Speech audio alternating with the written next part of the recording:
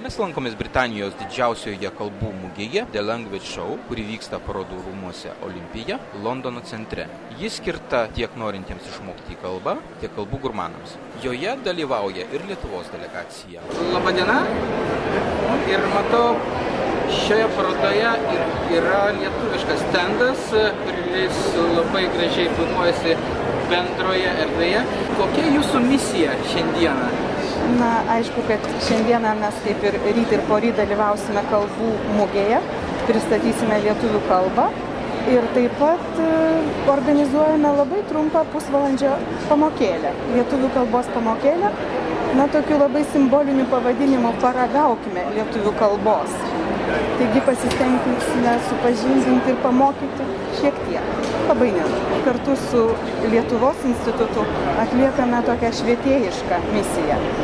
Žinoma, mes taip pat atstovaujame Lietuvai plačiaja prasme, atstovaujame lietuvių kalbai, na ir konkrečiai viena Lietuvos institutui, kita lituanistinių studijų katedrai. Katedrai, kurios vienas iš tikslų yra mokyti lietuvių kalbos kaip užsienio kalbos, kaip negimtosios kalbos. Ir tai yra puikia proga dalyvauti, būti čia kalbų mugėje. Lietuvos institutas yra institucija, kurią įkūrė 3 ministerijos – kultūros ministerija, švietimo ministerija ir užsienio reikalų ministerija, tam, kad būtų reprezentuojama Lietuva. Taip, kad Lietuvos instituto misija yra atstovauti Lietuvą įvairiausiose srityse, nuo kultūros, istorijos, švietimo ir kitose. Na, iš tikrųjų, mes čia matome pirmiausia lietuvių kalbos vadovėlius. Lietuvių kaip negimtosios, kaip užsienio kalbos vadovėlius. Ir žinoma, vienos knygos yra skirtos darbui su mokytoju, nes yra tik lietuvių kalba, o štai čia yra 2 knygos, kurios, tiesą pasakius, išleistos Londone. Tai yra Colloquial Lithuanian, jau senokai išleista, ir visiškai neseniai, čia prieš porą rodos metų išleista Lithuanian knygelė iš serijos Teach Yourself. Tai šios knygos, kadangi yra ir su angliškais paaiškinimais, tai gali būti tinkamos mokytis kalbos savarankiškai. Na, yra perleista visai neseniai knyga Po truputį, knyga vadovėlis mokiniams skirtas, pratybų knyga ir labai gerai, kadangi yra kompaktinė plokštelė diskas, kur galima atlikti užduotis, kompiuteris patikrina ir tiesiog savarankiškai, kiek nori, gali mokytis. Taip pat kompaktinę plokštelę, klausomus tekstus, kai kurias klausymo užduotis esame įrašę ir autorės įrašė rengdamos vadovėlį Nė dienos be lietuvių kalbos. Taip pat viena iš naujesnių knygų. Štai čia matome komplektą Mano ir tavo šalis Lietuva. Tai lietuvių kalbos vadovėlis, pratybų sąsiuvinis ir sociokultūros medžiaga ir pratybų sąsiuvinis skirtas 11-14 metų mokiniams, kurie pradeda mokytis lietuvių kalbos.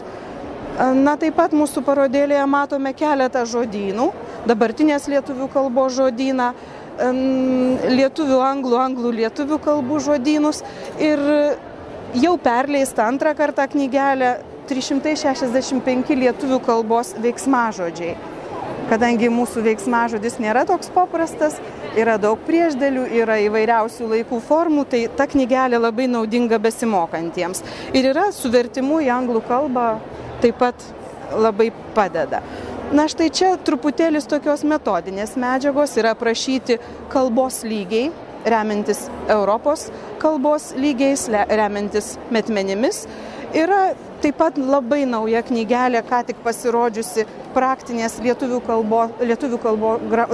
kalbos gramatikos vertimas į anglų kalbą, taip pat naudinga besimokantiems, nes pirmasis leidimas buvo lietuvių kalba ir žinoma ne visiems suprantamas, o dabar kas kalba skaito angliškai, puikiai galės pasinaudoti ir tą knygelę.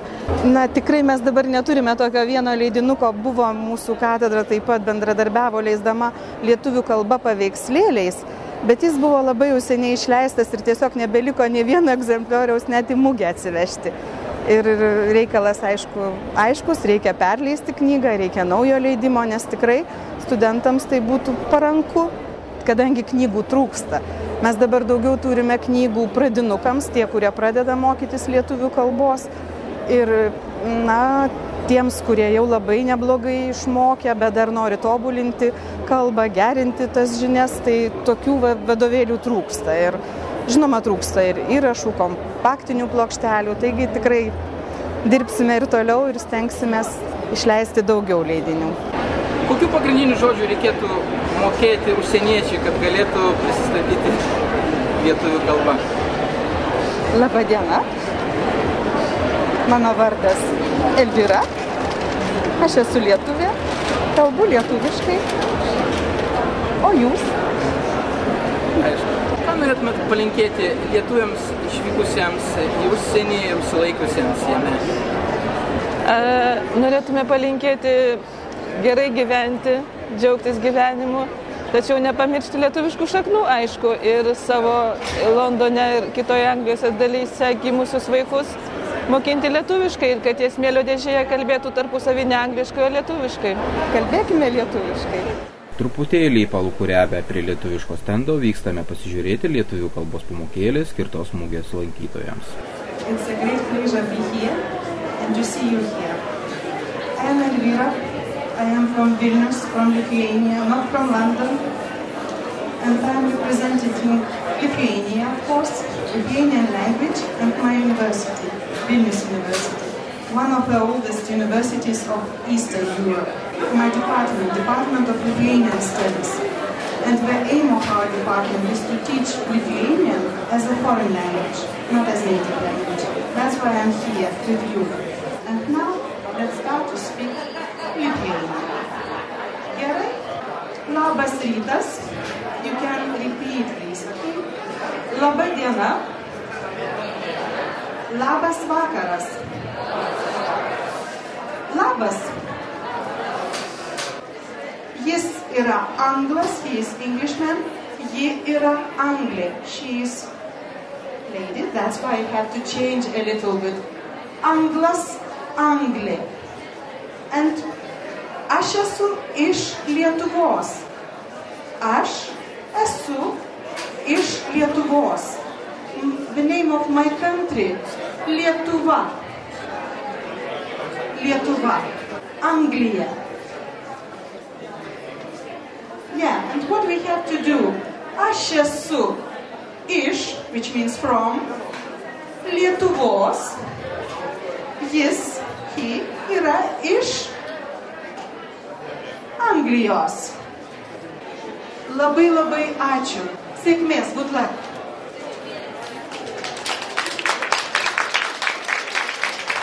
Parodoje dalyvauja per 200 institucijų siūlančių įvairias kalbų mokymosi programas bei karjeros galimybės. Beklaidžiant kalbų labirintuose, netikėtai radome nelietuvių kilmės kompaniją, užsimančią lietuvių kalbos propagavimu. Kalbinome jos atstovą.